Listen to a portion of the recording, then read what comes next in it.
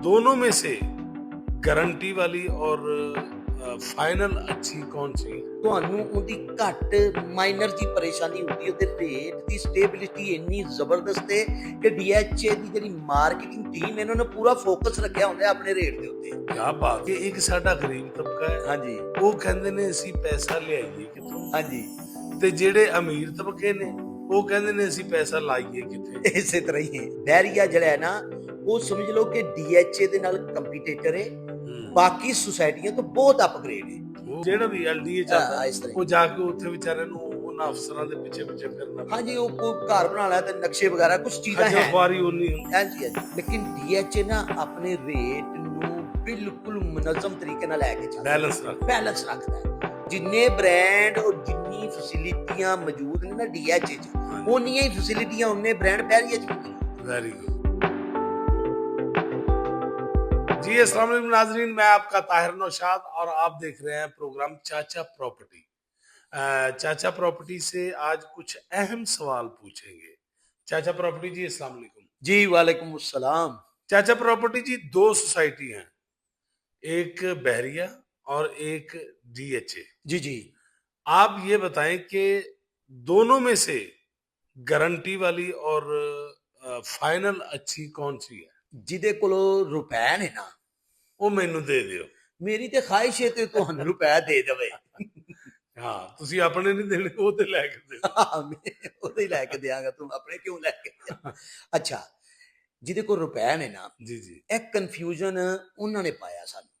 ਅੱਛਾ ਜੀ ਜੀ, ਕਿ ਉਹ ਰੁਪਇਆ ਉਹਨਾਂ ਨੂੰ ਟਿਕਣ ਨਹੀਂ ਦਿੰਦਾ। ਹਾਏ, ਉਹ ਕਹਿ ਰਹੇ ਨੇ ਕਿ ਜੀ ਦੱਸੋ ਡੀਐਚਏ ਬਿਹਤਰ ਹੈ ਕਿ ਬੈਰੀਆ ਬਿਹਤਰ ਹੈ। ਤੁਸੀਂ ਇਹ ਦੇਖੋ ਕਿ ਇੱਕ ਸਾਡਾ ਗਰੀਬ ਤਬਕਾ ਹੈ, ਹਾਂਜੀ ਉਹ ਕਹਿੰਦੇ ਨੇ ਅਸੀਂ ਪੈਸਾ ਲਿਆਈਏ ਕਿੱਥੋਂ, ਹਾਂਜੀ, ਤੇ ਜਿਹੜੇ ਅਮੀਰ ਤਬਕੇ ਨੇ ਉਹ ਕਹਿੰਦੇ ਨੇ ਅਸੀਂ ਪੈਸਾ ਲਾਈਏ ਕਿੱਥੇ। ਇਸੇ ਤਰ੍ਹਾਂ ਹੀ ਹੈ। ਯਾਨੀ ਫਰਕ ਹੈ। ਜਿਨ੍ਹਾਂ ਜੀ, ਕੋਲ ਪੈਸੇ ਨੂੰ ਤਾਂ ਵਿਚਾਰੇ ਚਾਹ ਰਹੇ ਨੇ ਕਿਤੇ ਇਨਵੈਸਟ ਕਰੀਏ, ਬਿਲਕੁਲ ਇਸੇ ਤਰ੍ਹਾਂ ਹੀ। ਲੇਕਿਨ ਇਹੀ ਗੱਲ ਹੈ ਕਿ ਉਹ ਡਿਫੈਂਸ ਦੇ ਵਿੱਚ ਕਰਨ ਜਾਂ ਬਹਿਰੀਆ 'ਚ। ਜੀ ਇਸੇ ਤਰ੍ਹਾਂ ਹੀ ਹੈ ਸਰ।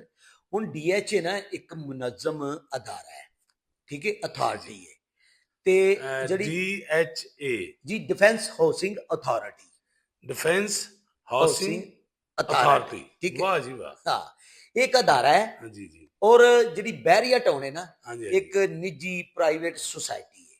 हाँ। ਔਰ ਤੁਸੀਂ ਵੇਖੋ ਨਾ, ਇਹਨਾਂ ਦੋਵਾਂ ਦੇ ਇੱਕ ਅਦਾਰਾ ਹੋਣ 'ਚ ਔਰ ਇੱਕ ਸੁਸਾਇਟੀ ਹੋਣ 'ਚ ਇੱਥੇ ਹੀ ਡੀਐਚਏ ਨੂੰ ਐਜ ਆ ਸਕਦਾ। ਸੁਸਾਇਟੀ ਵਾਲਿਆਂ ਨੇ ਕਿਸੇ ਵੀ ਇਦਾਰੇ ਤੋਂ ਕੋਈ ਲੈਟਰ ਲੈਣਾ ਹੋਵੇ, ਉਹਨਾਂ ਨੂੰ ਉਸ ਇਦਾਰੇ 'ਚ ਜਾਣਾ ਪੈਂਦਾ ਜੀ ਇਸੇ ਤਰ੍ਹਾਂ ਹੀ ਹੈ ਤੇ DHA ਨੂੰ ਨਹੀਂ ਜਾਣਾ ਪੈਂਦਾ। ਸਰ ਜੀ। ਡੀਐਚਏ ਤੋਂ ਇੱਕ ਖੁਦ ਅਦਾਰਾ ਹੈ ਨਾ, हाँ जी हाँ ਤੇ जी। ਅਦਾਰੇ ਨੂੰ ਇਹਨਾਂ ਚੀਜ਼ਾਂ ਦੀ ਜ਼ਰੂਰਤ ਨਹੀਂ ਹੁੰਦੀ। ओहो। ਠੀਕ ਹੈ, ਉਹ ਅਦਾਰਾ ਹੈ। ਠੀਕ ਹੈ, ਸੁਸਾਇਟੀ ਨੇ ਉਹਨੇ ਟੀਐਮਓ ਤੋਂ ਲੈ ਲਈ, ਐਲਡੀਏ ਤੋਂ ਲੈ ਲਈ, ਚਾਹੇ ਕਿਸੇ ਵੀ ਸ਼ਹਿਰ ਦੀ ਉਹ ਸੁਸਾਇਟੀ ਹੈ, ਉਹਨੇ ਜੀਡੀਏ ਤੋਂ ਜਾਂ ਐਫਡੀਏ ਤੋਂ ਜਾਂ ਮਤਲਬ ਜੋ ਵੀ ਉੱਥੇ ਕਾਨੂੰਨ ਲਾਗੂ ਨੇ, ਮਤਲਬ ਪ੍ਰਾਪਰਟੀ ਦੇ ਰਿਲੇਟਿਡ ਕੋਈ ਵੀ ਉੱਥੇ ਅਦਾਰੇ ਮੌਜੂਦ ਨੇ ਨਾ। ਬਲਕਿ ਕਈ ਵਾਰੀ ਐਸਾ ਹੁੰਦਾ ਕਿ ਮਸਲਨ ਕਿ ਬਹਿਰੀਆ ਟਾਊਨ ਦੇ ਵਿੱਚ ਵੀ ਤੁਸੀਂ ਚੀਜ਼ ਲੈ ਲਈਏ ਜੀ, ਹੁਣ TMO ਦੇ ਦਫ਼ਤਰ ਜਾਣਾ, ਨਹੀਂ ਉਹ ਬੈਰੀਆ ਐਲਡੀਏ ਚ ਆਉਂਦੀ ਹੈ ਜਾਂ ਟੀਐਮਓ ਚ ਕੁਛ ਹਿੱਸਾ ਆਉਂਦਾ ਹੈ, ਜਿਹੜਾ ਵੀ LDA ਚੱਲਦਾ ਇਸ ਤਰ੍ਹਾਂ। ਉਹ ਜਾ ਕੇ ਉੱਥੇ ਵਿਚਾਰਿਆਂ ਨੂੰ ਉਹਨਾਂ ਅਫਸਰਾਂ ਦੇ ਪਿੱਛੇ ਪਿੱਛੇ ਫਿਰਨਾ। ਹਾਂਜੀ, ਉਹ ਕੋਈ ਘਰ ਬਣਾ ਲਿਆ ਤੇ ਨਕਸ਼ੇ ਵਗੈਰਾ ਕੁਝ ਚੀਜ਼ਾਂ ਹੈ। ਖੁਆਰੀ ਉਨੀ ਹੁੰਦੀ। ਹਾਂਜੀ ਹਾਂਜੀ। DHA ਦੇ ਵਿੱਚ ਇਹ ਨਹੀਂ। ਸਰ ਡੀਐਚਏ ਉਹ ਅਦਾਰਾ ਹੈ ਜਿਹੜਾ ਆਪਣੇ ਕਲਾਇੰਟ ਨੂੰ ਇੱਕ ਮੁਨਜ਼ਮ ਤਰੀਕੇ ਨਾਲ ਲੈ ਕੇ ਚੱਲਦਾ ਹੈ। ਵਾਹ ਜੀ ਵਾਹ। ਠੀਕ ਹੈ, ਹੁਣ ਡੀਐਚਏ ਦੇ ਵਿੱਚ ਅਗਰ ਤੁਸੀਂ ਕੋਈ ਵੀ ਚੀਜ਼ ਖਰੀਦਣ ਜਾ ਰਹੇ ਹੋ ਨਾ, ਤੇ ਤੁਸੀਂ ਇੱਕ ਮੁਨਜ਼ਮ ਪ੍ਰੋਸੈਸ ਤੋਂ ਗੁਜ਼ਰਨਾ ਹੈ। ਠੀਕ ਹੈ, ਉਹਨਾਂ ਦੇ ਅੰਦਰ ਸਿਕਿਉਰਿਟੀ ਵੀ ਬੜੀ ਜ਼ਬਰਦਸਤ ਹੈ, ਉਹਨਾਂ ਦੇ ਅੰਦਰ ਜਿਹੜਾ ਟਰਾਂਸਫਰ ਦਾ ਨਿਜ਼ਾਮ ਹੈ ਉਹ ਵੀ ਬੜਾ ਖੂਬਸੂਰਤ ਹੈ, ਫਿਰ ਉੱਥੇ ਡਿਵੈਲਪਮੈਂਟ ਦਾ ਨਿਜ਼ਾਮ ਵੀ ਬਹੁਤ ਖੂਬਸੂਰਤ ਹੈ, ਔਰ ਉਹਦੇ ਵਿੱਚ ਤਸਲਸਲ ਔਰ ਸਟੇਬਿਲਿਟੀ ਮੌਜੂਦ ਹੈ। ਕੀ ਬਾਤ ਹੈ। ਯਾਨੀ ਕਿ ਤੁਸੀਂ ਵੇਖੋਗੇ ਨਾ, ਡੀਐਚਏ ਦੇ ਵਿੱਚ ਅਗਰ ਤੁਸੀਂ ਇਨਵੈਸਟਮੈਂਟ ਪਰਪਸ ਨਾਲ ਜਾਂ ਰਿਹਾਇਸ਼ਾਂ ਕਮਰਸ਼ੀਅਲ, ਇਹਨਾਂ ਤੇ ਅਸੀਂ ਇਨਸ਼ਾਅੱਲਾ ਪੋਡਕਾਸਟ ਕਰਾਂਗੇ, ਲੇਕਿਨ ਗੱਲ ਇਹ ਵੇ ਕਿ ਕਿਸੇ ਵੀ ਤੁਸੀਂ ਮਤਲਬ ਐਂਗਲ ਦੇ ਨਾਲ ਡੀਐਚਏ ਦੇ ਵਿੱਚ ਮੌਜੂਦ ਹੋ ਤੇ ਤੁਹਾਨੂੰ ਜ਼ਿਆਦਾ ਸਹੂਲਤ ਲੱਗੇਗੀ ਨਨ ਅਦਰ ਦੈਨ ਬੈਰੀਆ ਟਾਊਨ ਦੇ।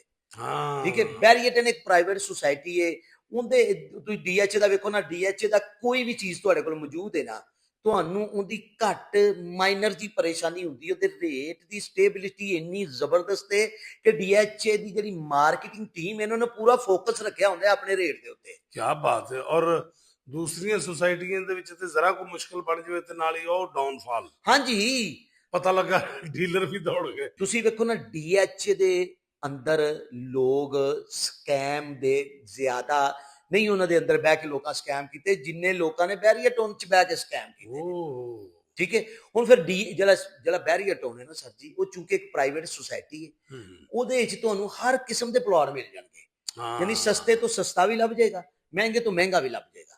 ਲੇਕਿਨ ਡੀਐਚਏ ਨਾ ਆਪਣੇ ਰੇਟ ਨੂੰ ਬਿਲਕੁਲ ਮੁਨਜ਼ਮ ਤਰੀਕੇ ਨਾਲ ਲੈ ਕੇ ਚੱਲਦਾ, ਬੈਲੈਂਸ ਰੱਖਦਾ ਹੈ, ਔਰ ਉਹ ਬੜੇ ਕੌਨਸ਼ੀਅਸ ਨੇ, ਕੀਨ ਨੇ ਬਹੁਤ ਜ਼ਿਆਦਾ। ਡੀਐਚਏ ਦੀ ਜਿਹੜੀ ਮੈਨੇਜਮੈਂਟ ਹੈ ਨਾ, ਉਹ ਆਪਣੇ ਪੂਰੇ ਰੇਟ ਦੇ ਉੱਤੇ ਨਾ ਬਹੁਤ ਜ਼ਿਆਦਾ ਇਹਦੇ ਤੇ ਉਹ ਵਰੀ ਰਹਿੰਦੇ ਨੇ, ਔਰ ਉਹਨਾਂ ਨੇ ਨਜ਼ਰ ਰੱਖੀ ਹੋਈ ਹੈ। ਔਰ ਇਹਦੇ ਵਿੱਚ ਇਹ ਵੀ ਹੁੰਦਾ ਹੋਏਗਾ ਕਿ ਯਾਨੀ ਕਿ ਜੇ ਤੁਸੀਂ ਦੂਸਰੀਆਂ ਸੁਸਾਇਟੀਆਂ 'ਚ ਜਾਂਦੇ ਹੋ ਜੀ ਤੇ ਡੀਲਰ ਤੁਹਾਨੂੰ ਬੜੀ ਗੱਲ ਸੁਣਾ ਦਿੰਦੇ ਨੇ। ਹਾਂਜੀ, ਡੀਐਚਏ 'ਚ ਨਹੀਂ ਹੋਏਗਾ ਸਰ। ਡੀਐਚਏ ਦੇ ਵਿੱਚ ਵੀ ਡੀਲਰ ਬੜੀਆਂ ਗੱਲਾਂ ਦੱਸਣਾ ਨੇ, ਡੀਲਰ ਕਮਿਊਨਿਟੀ ਹੋਰ ਹੈ।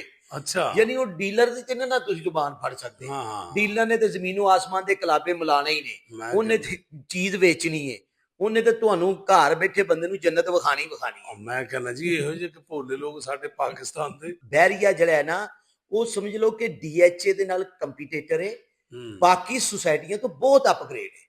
ਯਾਨੀ ਕਿ ਜਿਹੜੀ ਨਿੱਜੀ ਸੁਸਾਇਟੀਆਂ ਦੇ ਵਿੱਚ ਅਗਰ ਉਹਨਾਂ ਨੂੰ ਕਿਹਾ ਜਾਏ ਨਾ ਕਿ ਇਸ ਟਾਈਮ ਨਿੱਜੀ ਸੁਸਾਇਟੀਆਂ 'ਚ ਨੰਬਰ 1 ਉਹ ਬਹਿਰੀਆ। ਠੀਕ ਹੈ, ਅਗਰ ਤੁਸੀਂ ਡੀਐਚਏ 'ਚ ਕੋਈ ਚੀਜ਼ ਨਹੀਂ ਖਰੀਦ ਸਕਦੇ ਤੇ ਤੁਹਾਡੇ ਕੋਲ ਬਿਹਤਰੀਨ ਆਪਸ਼ਨ ਬਹਿਰੀਆ ਹੈ। ਠੀਕ ਹੈ, ਔਰ ਤੁਮ ਜਿੰਨੇ ਬ੍ਰਾਂਡ ਔਰ ਜਿੰਨੀ ਫੈਸਿਲਿਟੀਆਂ ਮੌਜੂਦ ਨੇ ਨਾ ਡੀਐਚਏ 'ਚ, ਉਨੀਆਂ ਹੀ ਫੈਸਿਲਿਟੀਆਂ ਉਹਨੇ ਬ੍ਰਾਂਡ ਬਹਿਰੀਆ 'ਚ ਵੀ ਮੌਜੂਦ। Very good. ਹਾਂ, ਸਿਰਫ ਫਰਕ ਥੋੜਾ ਜਿਹਾ ਇੰਨਾ ਹੈ ਕਿ ਉਹਨਾਂ ਦੀ ਜਿਹੜੀ ਮੈਨੇਜਮੈਂਟ ਹੈ ਨਾ, ਉਹ ਇੱਕ ਸੁਸਾਇਟੀ ਹੈ, ਪ੍ਰਾਈਵੇਟ ਹੈ, ਉਹਦੇ ਚ 19-20 ਹੋ ਜਾਂਦੀ ਹੈ, ਕਈ ਦਫਾ ਲੋਕਾਂ ਨੂੰ ਲਾਸ ਹੋ ਜਾਂਦਾ ਹੈ।